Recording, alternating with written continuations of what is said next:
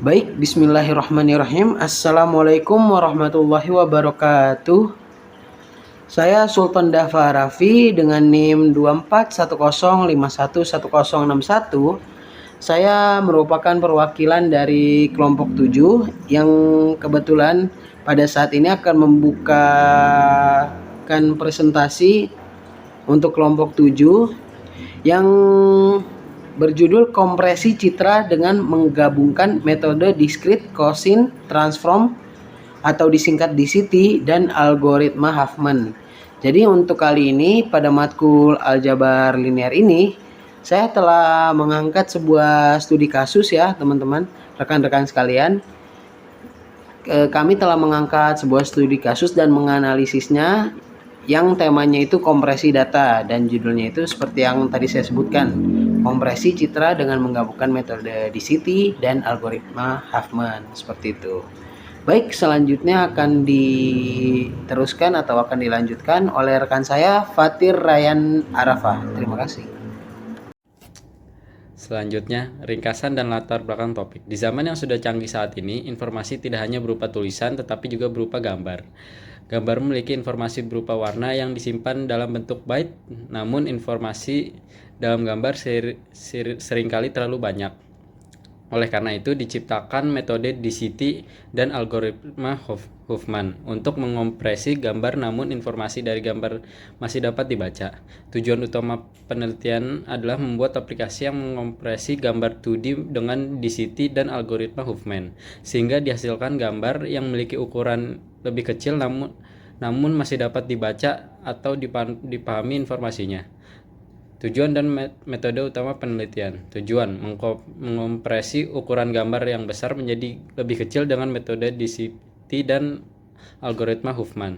Metode yang pertama ada processing, yang kedua ada kuantitasi, yang ketiga ada transformasi DCT, yang ketiga adalah Huffman encoding, yang keempat ada evaluasi. Halo semuanya, di sini saya akan menjelaskan penerapan aljabar linear dalam kompresi citra. Pertama, pengurangan elemen dari elemen. Setelah kita mengambil blok gambar dengan ukuran 8x8 matriks, setiap matriks akan dikurangi dengan 128. Ini dilakukan karena rentang angka DCT adalah dari min 128 hingga 127. Dengan rumusnya yaitu A aksen sama dengan A kurang 128, di mana A itu adalah matriks citra asli 8x8 dan A aksen adalah matriks setelah pengurangan 128. Yang kedua, Discrete Cosine Transform atau DCT. DCT mengubah input data ke dalam format untuk mengurangi redundansi interpiksel pada gambar bangsukan.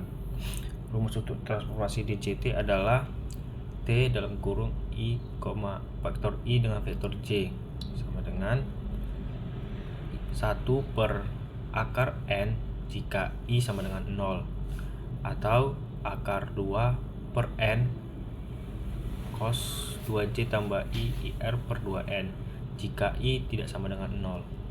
Kemudian D sama dengan, kemudian rumus DCT itu adalah D sama dengan T kali A kali T dipangkatkan T, jadi transport T, di mana D adalah hasil DCT blok 8x8 dalam domain frekuensi, A adalah matriks citra asli 8x8, T adalah matriks DCT ukuran 8x8, dan T transport adalah transport dari master string. Selanjutnya kita ke dalam 3 kuantisasi. Kuantisasi adalah tahap di mana frekuensi tinggi akan diseleksi untuk dihilangkan, yang terikat pada pengaturan kualitas yang digunakan. Pada materi kuantitas ini, bagian kiri atas diisi dengan koefisien berfrekuensi rendah, sedangkan kanan bawah diisi dengan koefisien berfrekuensi tinggi.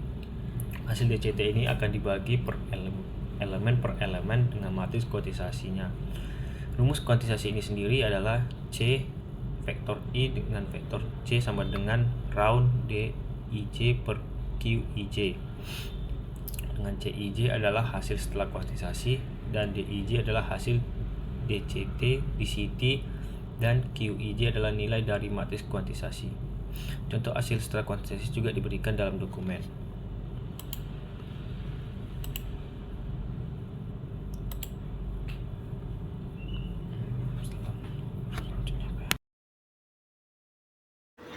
Baik, selanjutnya saya akan melanjutkan yaitu zigzag ya. Jadi bisa dilihat di sini rekan-rekan, itu di fotonya itu atau di gambarnya itu ada 1, 2 sampai 8 ke kanan dan 8 ke bawah.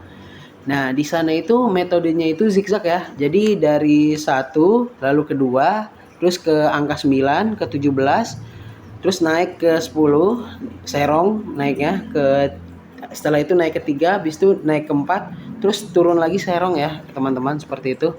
Jadi zigzag sendiri setelah melakukan kuantisasi, angka disusun rapi dengan zigzag scanning sebagai langkah terakhir dan selanjutnya akan dikonfirmasi ke data biner.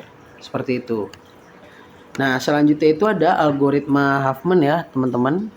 Nah, ini di sini terlihat ada seperti dari atasnya itu angka 36, lalu dibagi lagi 16 dan 20. Setelah itu 88, 8, 12 dan seterusnya semakin mengecil ke bawah ya, teman-teman. Nah, pengertiannya sendiri menggunakan algoritma Huffman itu untuk menyusun nilai berdasarkan frekuensi terendah hingga tertinggi. Von Huffman digunakan untuk menentukan kode biner setiap nilai, lalu diganti dengan kode Huffman. Seperti itu, rekan-rekan sekalian. Baik, sepertinya dari saya cukup sekian. Selanjutnya bisa dilanjutkan oleh rekan saya, Andaru Utomo. Jadi selanjutnya saya akan menjelaskan tentang visualisasi. Setelah kita mengambil 8x8 dari sebuah gambar, lalu kita susun menjadi sebuah matriks, lalu kita kurangi dengan 128. Mengapa 128? Karena kita ingin memusatkan frekuensinya. Karena frekuensi dari gambar itu antara minus 127 sampai 128. Nah, setelah kita kurangi, kita akan memasukkan rumus DCT 2 dimensi ortonormal seperti yang ada di sini. Nah, lalu setelah kita masukkan rumus, akan terbentuk matriks yang dimana frekuensi kiri atas itu cukup tinggi, sedangkan yang kanan bawah itu sangat rendah. Lalu dihasilkanlah matriks tersebut. Nah, visualisasi selanjutnya kan kita sudah melakukan DCT 2 ortonormal. Nah, setelah kita lakukan DCT ortonormal, kita akan membagi setiap elemennya dengan matriks tabel kuantisasi. Nah, kuantisasi ini sudah menjadi standar untuk mengkompresi sebanyak 50%.